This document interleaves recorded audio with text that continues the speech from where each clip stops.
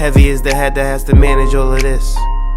Hey everyone, welcome back to my channel. We're now incentivized to buy what we already buy.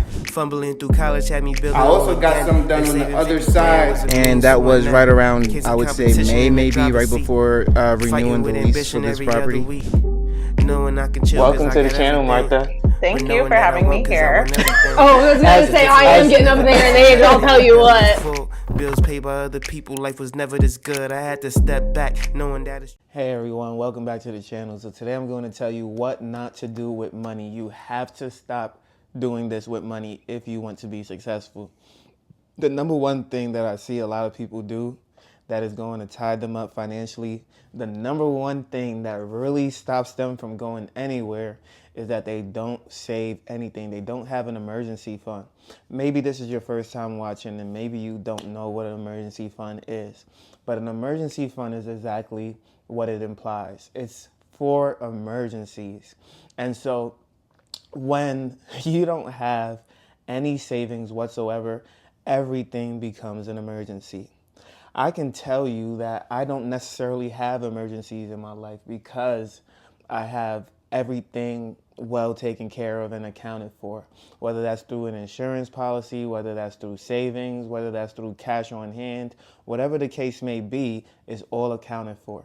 So if I have to walk back and think just in this month, a few things that may have been an emergency had I not been prepared. So for example, a Sam's Club membership. I decided that I no longer wanted to do a Sam's Club membership. But what if I had no choice because I had a bigger family and I wanted to save money, that when my membership expired, what if you don't have $50 to renew the membership? That alone could be a financial emergency that will cost you a lot more in the long run because you don't have that at your disposal, right? Something as simple as that then becomes a much more larger and cascading effect. All right. And so let's move on. The second thing that a lot of people get wrong is paying for things using their credit card when they don't have the money to pay for it. They're counting future money. So for example, let's say you work a standard job. You know you're going to get paid Wednesday, Thursday, or Friday every 2 weeks, or maybe every single week. But something just caught your eye on Amazon. You know what it was? It was that new wig installation that was on sale for $150 instead of $200. So you decided, even though you got $75 in your bank account, that you're going to buy this wig installation with your credit card, but it's all right because you get paid next week, right? You're counting your eggs before it hatches, and that is exactly what you do not do, because now, guess what? You don't have a savings, you don't have an emergency fund, and you're already spending future money. You know what that leads to? That leads to an emergency that you're ill prepared for. You're not prepared for life when life happens.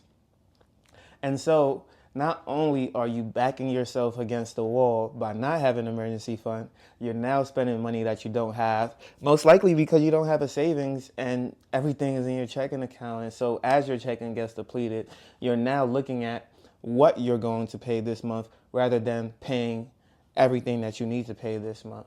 And so you get into a habit of allowing certain things to simply default. Maybe you don't even have a chance in the issue because it's gotten to a point where you bought this and the money didn't come as expected or something didn't happen as expected. And so now life is hitting you from all ways. And sometimes I genuinely have to sit back and wonder what happens to people's money. Like what happens that the money just simply vanishes and disappears? What did you possibly do with it that whole month, that whole 2 months, that whole 3 months, that whole 6 months, that is simply evades you because I don't see it on you, so it's not on you, you're not wearing it. So where did it all go? It's almost like it's all invisible. You know, I just dropped a video on life insurance and why it's better to invest in the stock market, right? So imagine all those people who are pouring almost $500 a month into that when that's non-visible, right? Non-obtainable, and then boom, let's say you just default because life happens. Maybe there's a loss of a job, and that's another thing, right? We're in a place where people have stable jobs, but jobs also aren't hiring. So if you have a job, it's great because you can keep the job and they're not looking to replace hardworking employees with the skills and experience that's needed to push them forward and maintain profitability.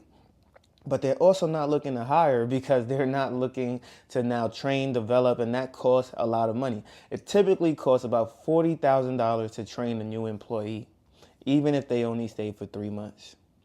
And so companies understand that, and they're not looking at adding costs to their bottom line at this time. And so that also makes sense. So if you're out of the job market, if you're searching, it's going to be increasingly hard. And then what's going to be even more hard is not having the income to support your lifestyle, or having the liquid assets to support your lifestyle in a time like that. And so I say all that to say, don't count your eggs before they hatch. And then make sure once the egg hatches to put some away so that you can produce more fruit in the future. So you can produce more eggs in the future. You got to make it make sense, because everything in life should not be an emergency.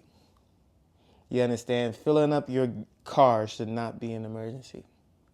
When gas prices go up to $3, $4, it should not be an emergency. You understand? An emergency is, I don't know, your car broke down on the side of the road. That's an emergency.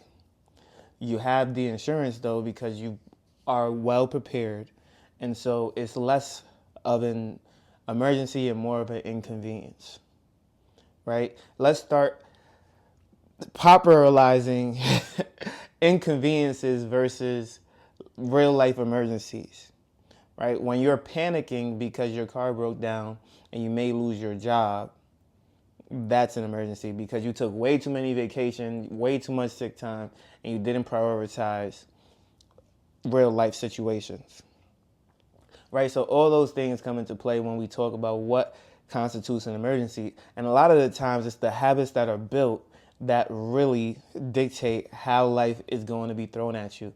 For example, I booked a ton of vacation time for later in the year, but I also understand that during the year I can work overtime and build up additional time so that I have it if ever needed.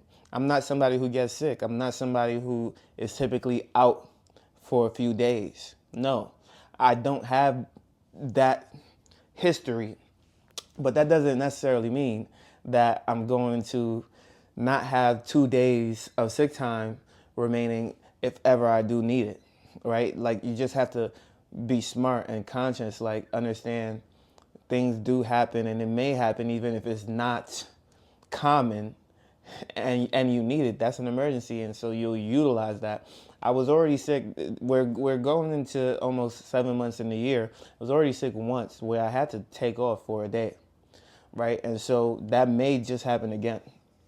Hopefully it doesn't, but obviously it may just happen again. And if I didn't have the sick time to take off, now I'm in an emergency. Whereas because I had the time, it's less of an emergency. It's less of something that I can't do and more of, will I do it? Will I decide to do it? You have options. And so when you decide to prioritize your freedom in a way that you put savings away and you don't buy things with money that you don't have, you now have an option. You have an option to buy it with money that you do have or not. That's the biggest difference. And so if you like this video, make sure you leave a like, comment, and subscribe to the channel. You know I post on YouTube, Rumble, and Spotify for podcasters. And I can't wait to see you in the next one. Peace.